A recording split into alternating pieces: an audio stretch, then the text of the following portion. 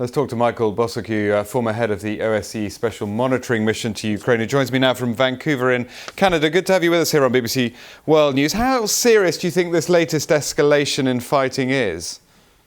It's a very serious escalation. You know, I never thought we would be in this position where we would be counting up to 10,000 plus explosions a day in Donetsk alone. It did decrease a little bit over the past 24 hours. The OSCE reported 5,000 explosions, but yet that is a huge kind of escalation.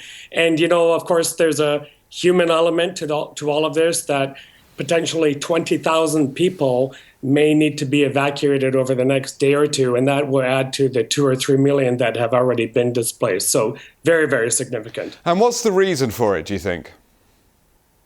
You know, it's hard to say. I must note that today, when we heard the new U.S. permanent representative to the United Nations talk about, you know, Russian aggression and that this is unacceptable and so on, you know, it did indicate in some way that the Trump administration was taking this very seriously and putting Russia on notice. But then you talk to other analysts and they will tell you that, well, Russia is testing the Trump administration, that they're after more ground.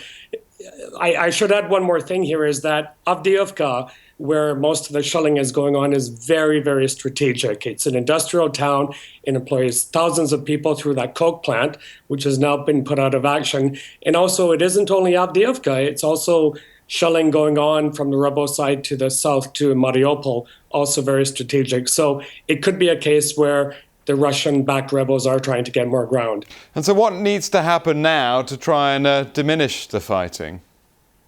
You know, I'm asked that a lot, and with all due respect to the OSCE, my former boss, Ambassador Apakan, who has been working very, very hard to achieve peace, many diplomatic talks have been going on with the Russian side, with the rebel side included, but that kind of diplomatic toolbox seems to be empty right now and not having much effect. So I think at the end of the day, it will take very high-level political will from Moscow, from Washington, from other European capitals to achieve peace, because time is not on their side right now.